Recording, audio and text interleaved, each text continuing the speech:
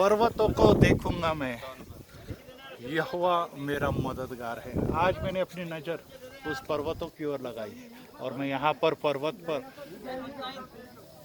कुमायूं और गढ़वाल इसके पर्वतों के इस रेंज में यहाँ खड़ा हूँ। सामने आपको हिमालय जो शायद उतना क्लियर दिखाई नहीं दे रहा है क्योंकि प्रदूषण है, और साथ में कुमायूं रेंज भी आपको दिखाई दे रही है।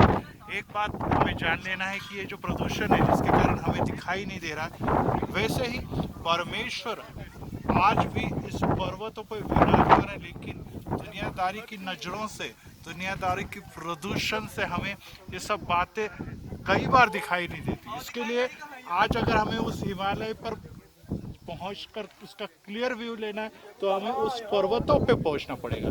यहाँ का व्यू आपको क्लियर दिखाई दे रहा होगा क्योंकि हम पर्वतों पे खड़े हैं। आज फिर से परमेश्वर यहोवा हमें उस पर्वतों पे बुला रहा है। वो कहता है चलते समय, उस पर्वतों पे चढ़ते समय अनेक प्रकार की बाधाएं आएंगी, बीमारी आएंगी, संकट आएंगे, समस्या आएंगी, ट्रायल्स आएंगे, लेकिन न डर क्योंकि मैं तुझे फिसलने से बचाता हूँ।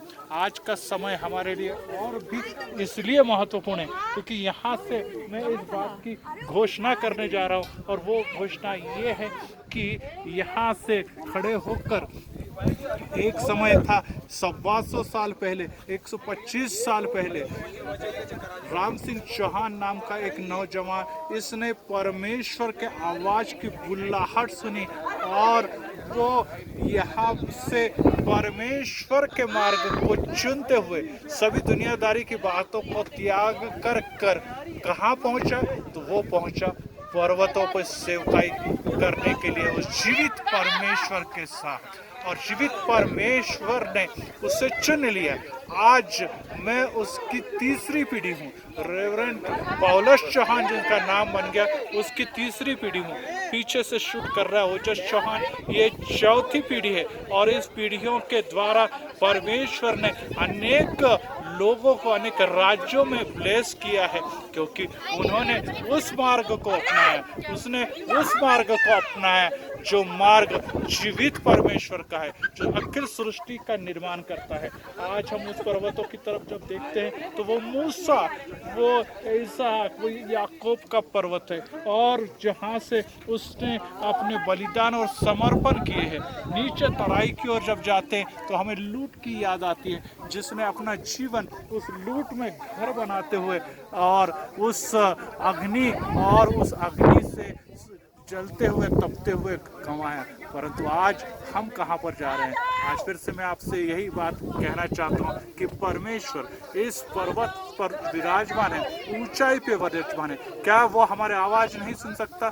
सुनता है। हमारी आवाज़ को, धर्मियों की आवाज़ को सुनता है। आज भी आप उसे पुकारे, आवाज़ लगाए, वो आपकी आवाज़ सुनेगा और आपको पर्वतों पे सहायता नहीं करेगा, पर्वतों अपने आपको, हम सबको वो पर्वतों पर ले जाएगा जहाँ से उस आसमान की ओर जा रहे हैं हम लोग, जहाँ सियोन देश हम सबका राह दिख रहा है। तो आइए इस यहाँ पर जो मुक्तेश्वर के इस स्थान से, इस पर्वत से, जो नैनीताल के ऊंचे पर्वतों में से एक है, रेवरेंड सुधीर चौहान के साथ ओजस प्रोडक्शन आपको इस पैगाम के साथ, इस साक्ष्य के साथ ये बताता है कि ये स्थान वह स्थान है जहाँ से परमेश्वर ने हमारी पीढ़ियों को चुन लिया, जो बर्बाद हो रही थी, आज आशीर्वाद का कारण बनी है। God bless you.